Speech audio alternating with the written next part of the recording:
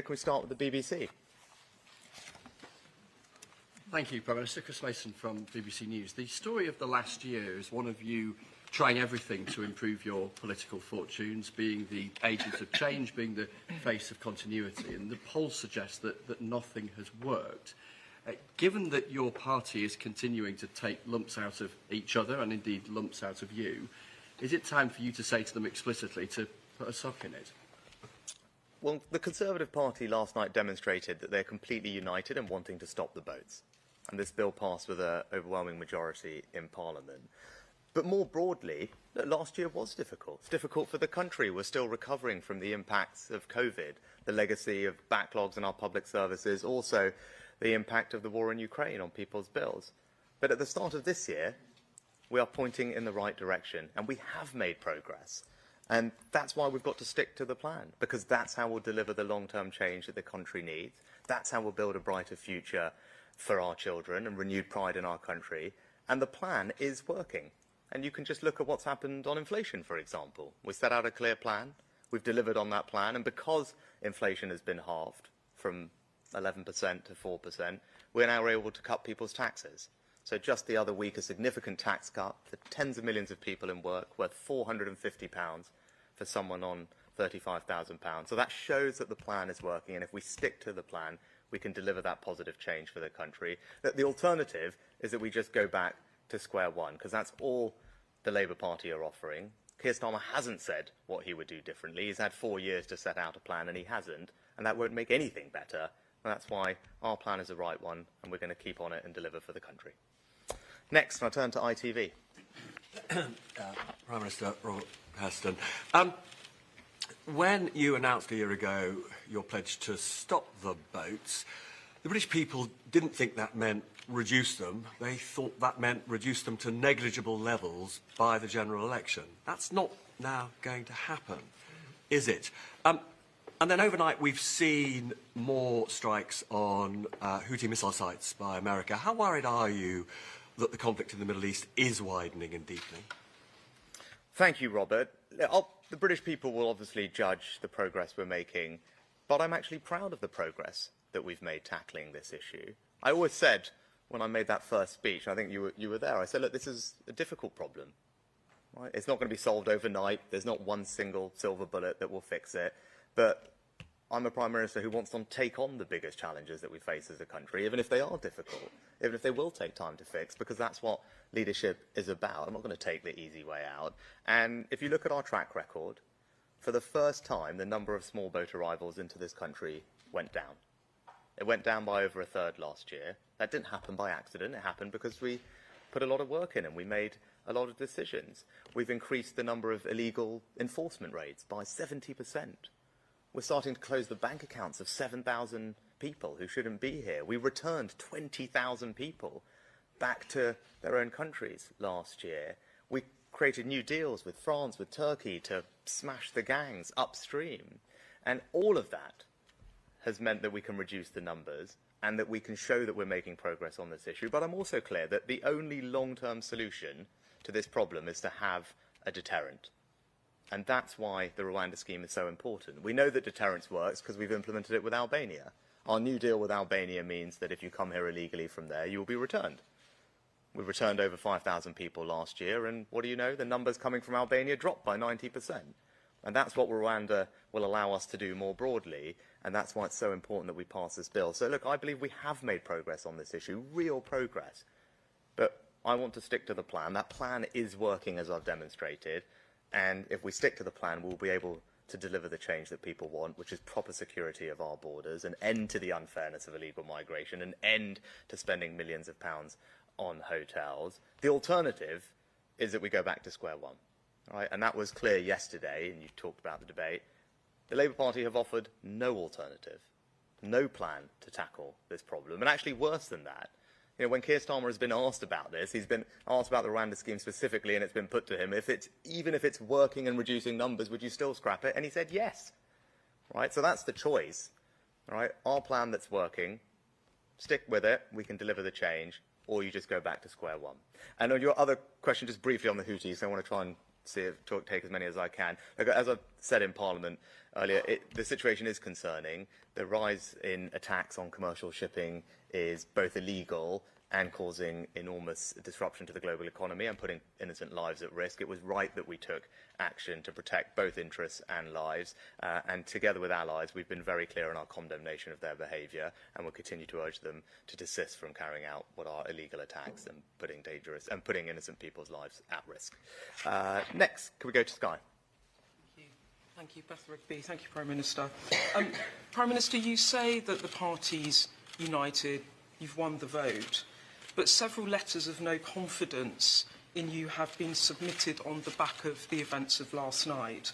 What is your message to those colleagues who look at this bill and think that you, with now trust-level poll ratings, are the wrong man for the job?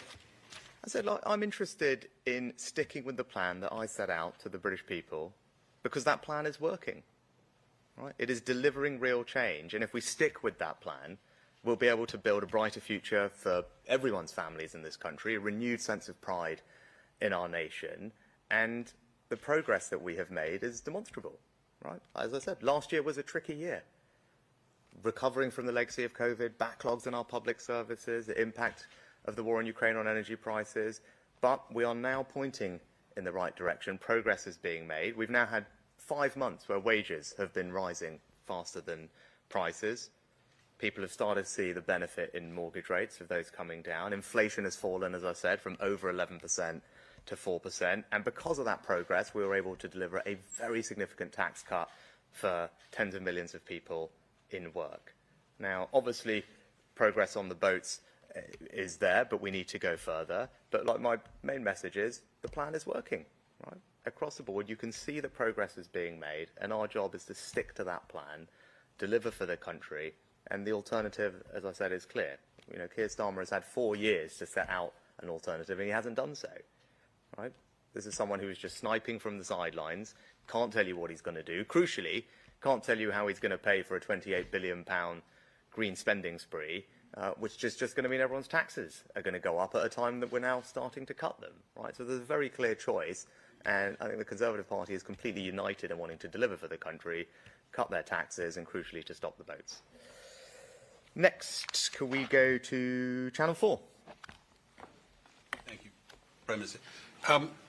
The habit of the Lords is not to actually stop legislation, particularly with the government, the sort of majority, but to delay it. So assuming you do get your bill put into law by the spring, can you 100% guarantee a plane will take off to Rwanda before the general election?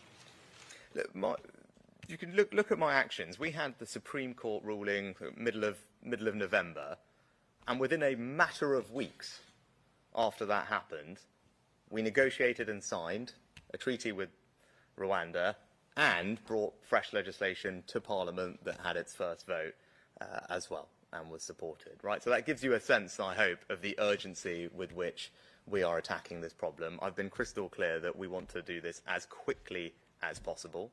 You can see the urgency with which James and Michael and the team are operating, and it's now up to the House of Lords.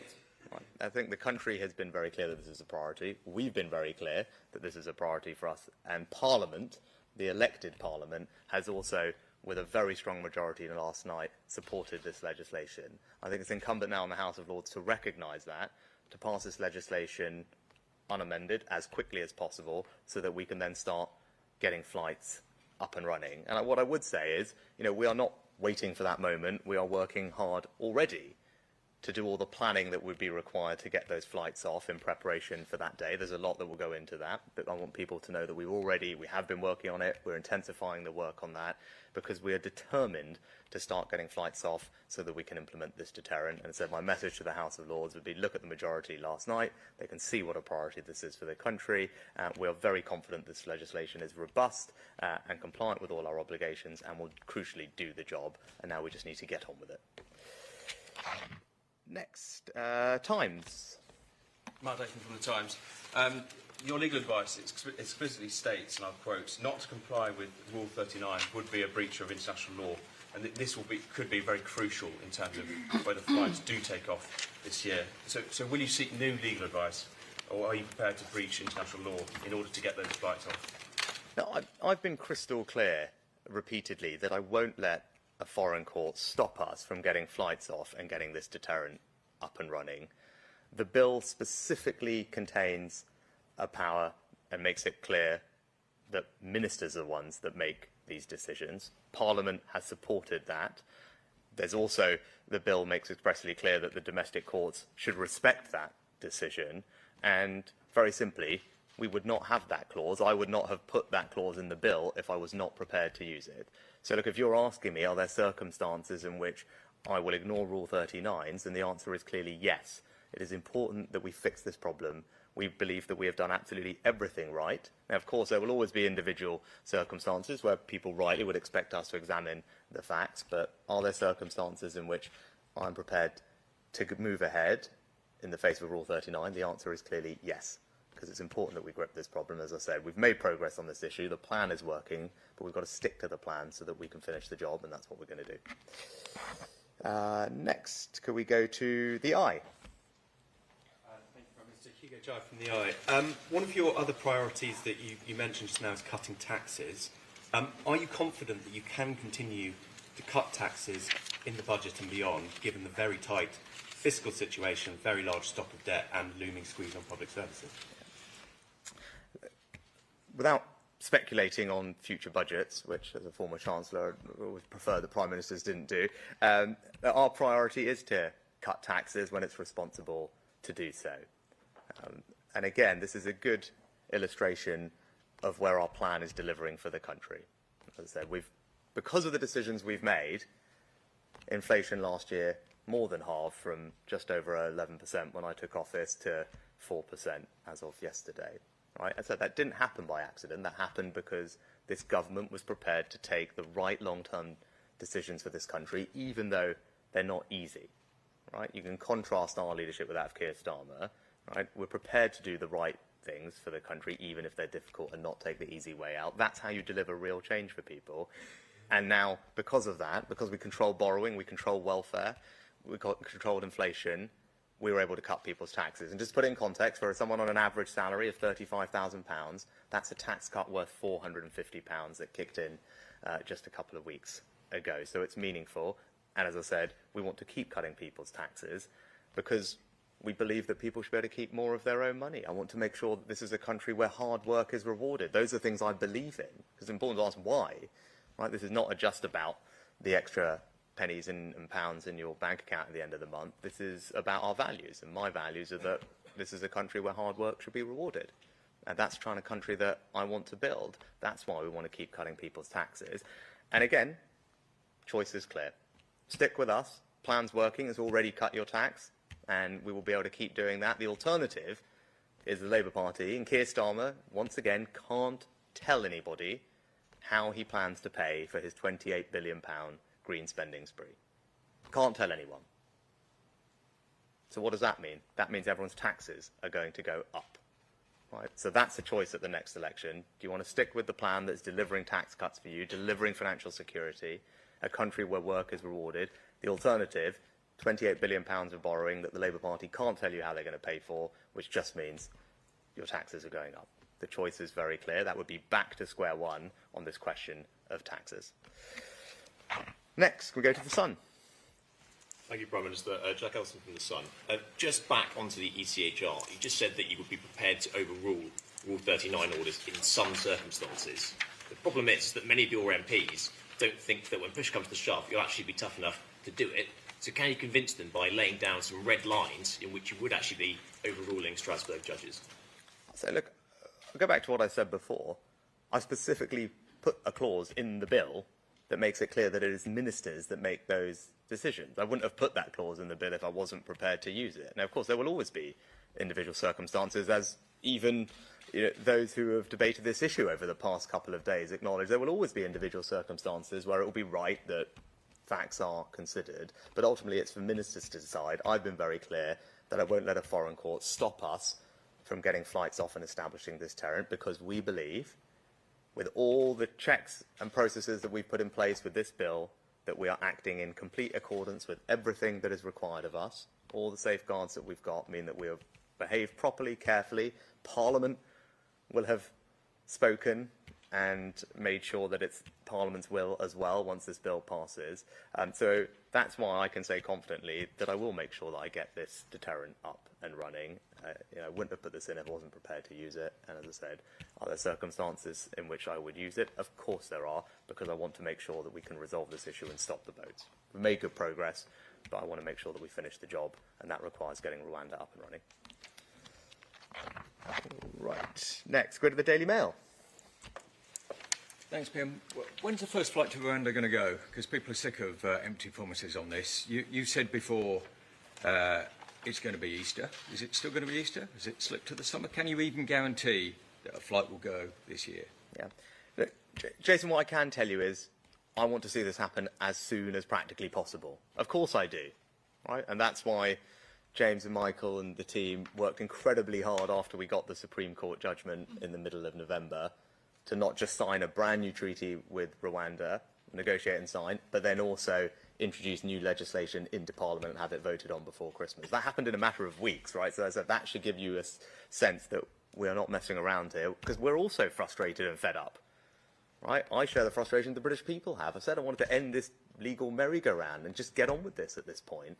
So we're working as fast and as quickly as we can, and the question really is for the House of Lords, right? And that's the question, is will the House of Lords understand the country's frustration, see the will of the elected House, and move as quickly as we have to support this legislation so we can get it on the statute books and then get flights up and running. And as I said previously, we're already doing the operational work that's required to make sure that we can get flights up. And this is one part of a plan that is working. We're carrying on doing all the other things that are meaning that we can get boat numbers down. Working with other countries to smash crime gangs upstream, interdict boats and engines as they travel across the continent, make sure those who are working here illegally and return those, work through the backlog so that we can empty hotels. We just announced and delivered on the first 50 hotel closures. 50 hotels returned to local communities. More of that is coming. That's because we've doubled the number of caseworkers and tripled their productivity. So we cleared more asylum decisions last year than at any point in the last 20 years, right? And I can go on, right? There are a lot of things that are happening here, and that plan is working. We are making progress, and that's why it's so important we stick to this plan, because it will deliver what the British people want, which is proper security for them and their families in our country. When? As I said, this question for the House of Lords to pass this as quickly as possible. We're doing everything we can to work as quickly as possible, and we will be ready to go. Now, turn to The Guardian next. Thanks, Prime Minister. Priti from The Guardian. 32% of those whose asylum claims were withdrawn last year have disappeared. Now, we hear lots about you being a details man. So how do you expect to find them?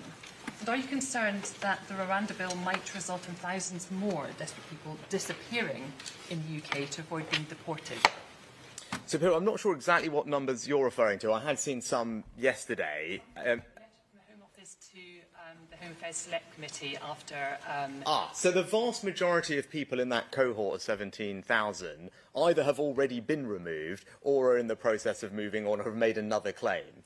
So that's what's going on there. And look, more generally, because there's been some comment about this, I'm not going... I think it's absolutely the right thing that once someone's asylum claim has been denied, they absolutely should be withdrawn from the process. They should not have access to public support, to public funds. And if they are then at that point not reporting back to the Home Office as they're meant to, then immigration enforcement should absolutely do everything that they can to identify these people, detain them and send them back. And that's what we've done last year. So we had a 70% increase in illegal immigration enforcement raids, thousands of arrests, and we returned over 20,000 people. And I think that's what the British people would expect us to do. Like, when people are in the process and ultimately their claim is denied, like, very quickly, people would expect us to be able to identify them, find them, and where we can, return them. And that is exactly what we're doing. And I think that's absolutely the right thing to do. But again, doesn't happen by accident. It's because we have a plan.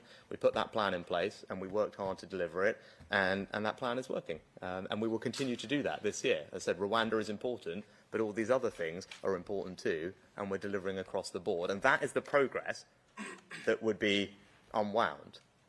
Right? That's the choice at the election. All the things that we're doing that are delivering progress, like, we would go back to square one, because the Labour Party does not have a plan on any of these issues, and that's why there's a clear choice when the time comes.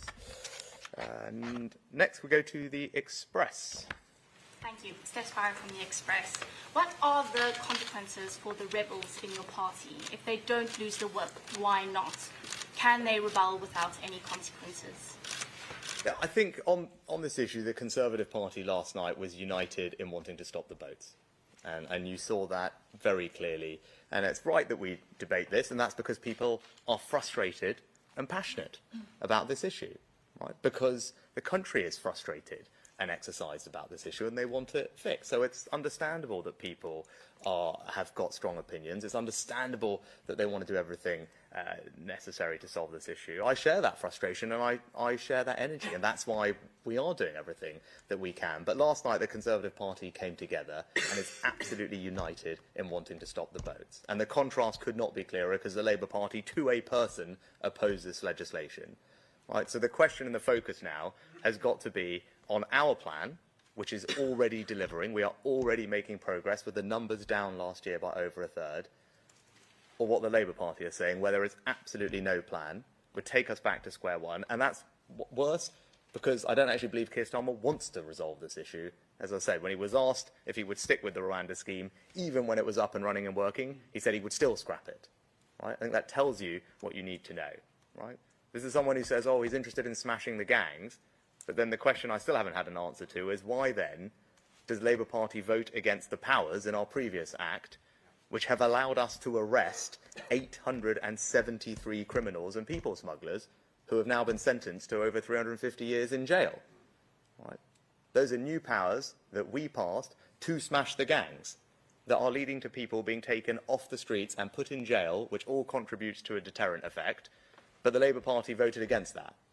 So Keir Starmer will say one thing and do another thing, right? And that is symptomatic of his overall approach to leadership, right? This is an election year, and the choice of that election is going to be clear. Right? We have got a plan. That plan is working. If we stick with it, we can deliver a brighter future for the country, renewed pride in our country, and the alternative is that we go back to square one, because he can't tell you what he's going to do, because he doesn't have a plan. We've got time for one last one, LBC. Hello, Natasha Clark, LBC. Thank you, Prime Minister. Rwanda has said that they are willing to pay back some of the money that we gave them if no one has flown there. Can you promise that you will fight to get every penny of taxpayers' money back if no flights go off to Rwanda? Natasha, I'm fighting every day to get the flights off to Rwanda. Right? That is what James is doing, that's what Michael is doing, that's what I'm doing, because we want to stop the boats. We have made good progress, the plan is working, the numbers are down by over a third last year for the first ever time. That shows you that the plan is working, but if we stick with the plan, we can get this done. We need an effective working deterrent. That's what the Rwanda scheme delivers.